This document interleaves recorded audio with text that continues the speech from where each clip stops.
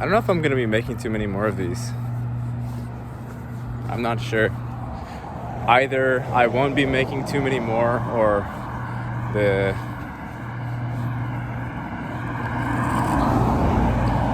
channel will change. The channel has already changed. We've been through a lot. Everyone has been through a lot. And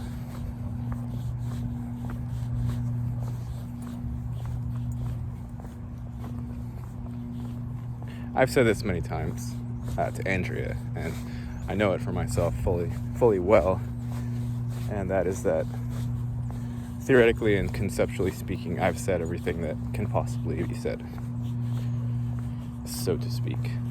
Of course, you can never run out of words and possible constructions of them, but as far as the form or format, I've run out.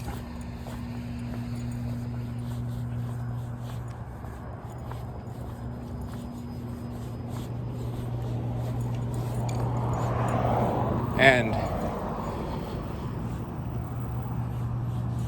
you all know this. This is not news to anybody. It's like you listen to some of the master teachers, like the Mujis or the Adyashantis or the Oshos. They're not saying anything new. You just stay around them because they're comforting.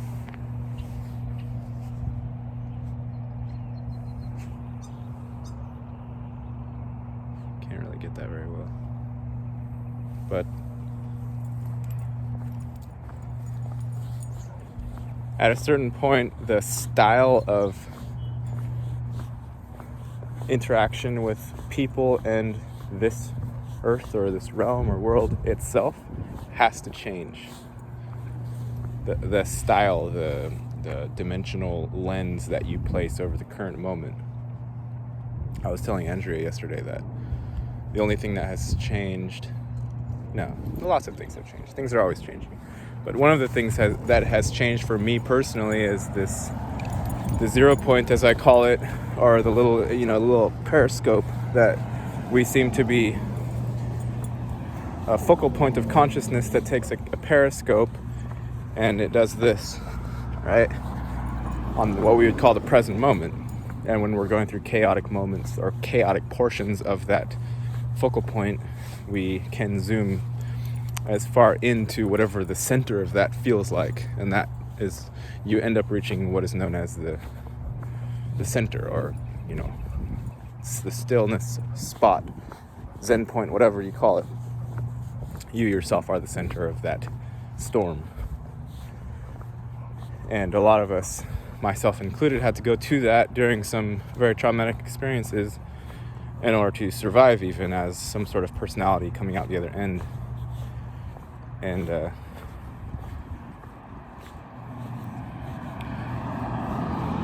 it can be constrictive, though, if you've sort of used that as like a survival mechanism, being in the 0 point all the time or being still all the time. That can become sort of a constriction on your own consciousness as well.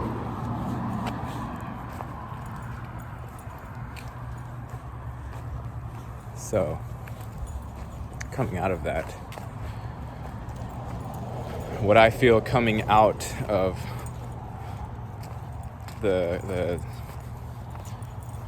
consciousness shifts that I've been through since 2017, late 2016. What I was telling Andrea is that it starts shifting from being such a little tiny spot in the center of your present moment. It starts that 0 point starts spreading out to what you know of as the past and the future. So it's like you were spreading the stillness over the past and the future. If that makes any sense. It's very hard to describe. It's an opening up in 3D, in phenomenal physicality experience. It's opening up the spiritual aspect of it, which is the observer point, it's opening up that point to be able to cover the sort of setting up the scaffolding of the present moment, which is the past and the future. That's the scaffolding of mind. So when I say spreading the stillness over the past and the future, that's what I'm talking about. Instead of having to just be the point that's aware of all that is, the point of awareness, instead of just residing there for safety's sake or for...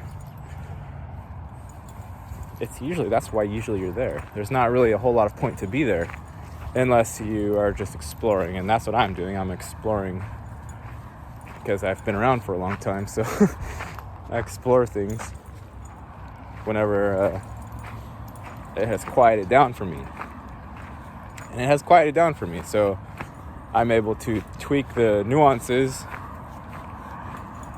and spread instead of just being the focal point of the awareness, the present moment, instead of just being that very concentrated through the periscope view of the real that I'm currently experiencing. Instead of that, it's like the glass is widening out. Still, it's widening out on the top of a string or a film reel. Like that's how you could look at sort of one linear experience in the 3D. The lens has widened, but in a way that still allows focus at all of the objects that are contained in the very specific spot of the reel that the lens is currently looking at.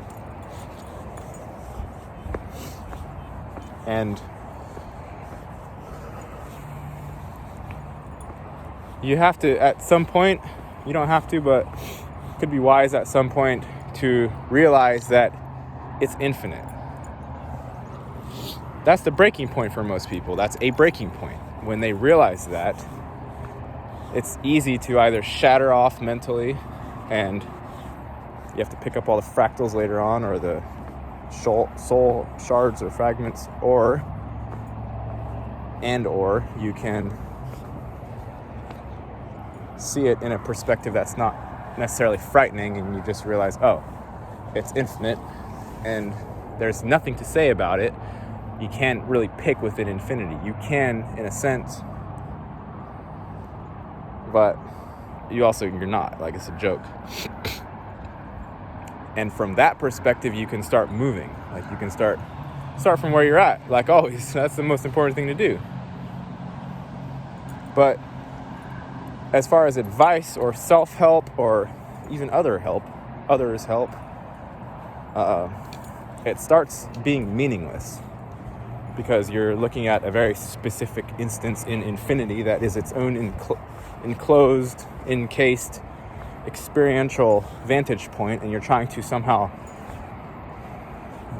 make analogous that point to some other point to sort of bridge the knowledge gap between those 2 points, but it's not even necessary.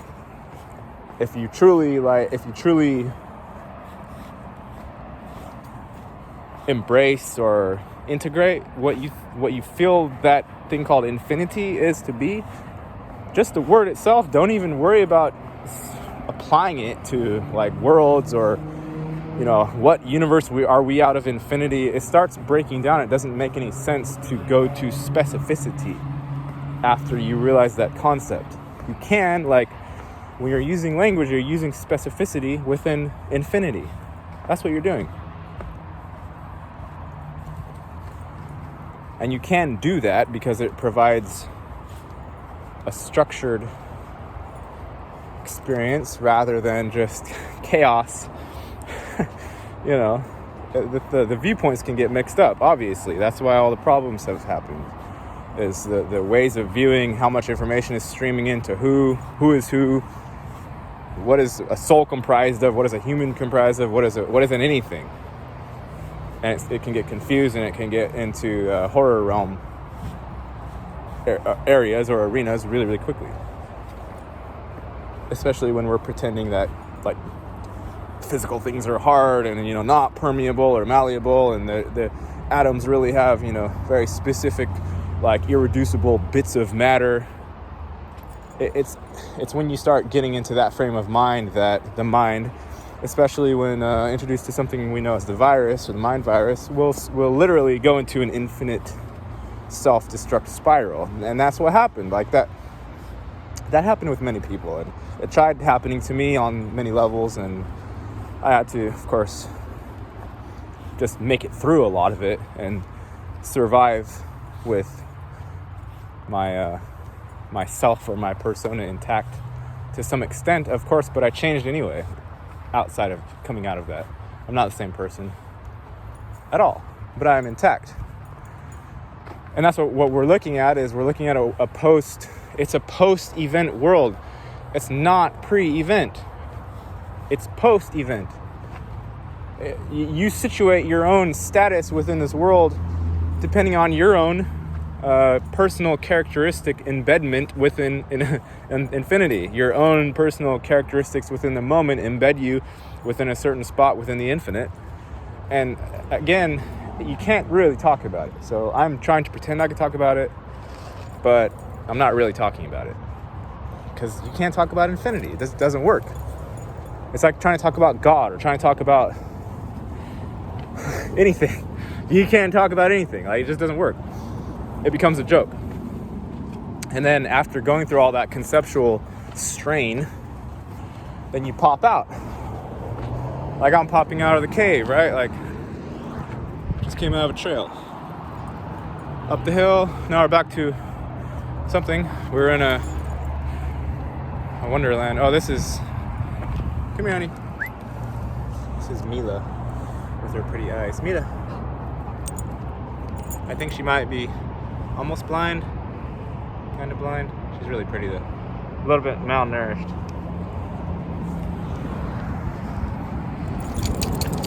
And you can see with Mila, she does not care what I'm talking about.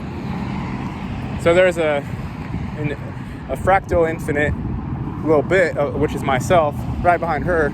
She's also it in some capacity, in her own dog self capacity. And she doesn't even care. She's not bothered by me. The only way that you can have war even is if the fractals have drowned themselves so much in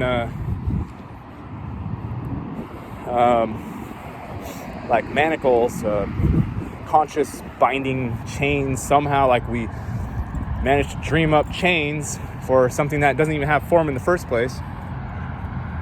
It's difficult. Like, to have this kind of place is difficult. It's more difficult than to have a heaven realm. Heaven realm is just the state of, it's like how it is. Like, look at how trees interact with the grass, interacts with the sky. Even if you could say this is a sim, it's still, the natural state is something that was the base. The making it into all kinds of fucked up was the efforting. we efforted to get here. Anyway, I gotta go. Thanks for listening. Peace.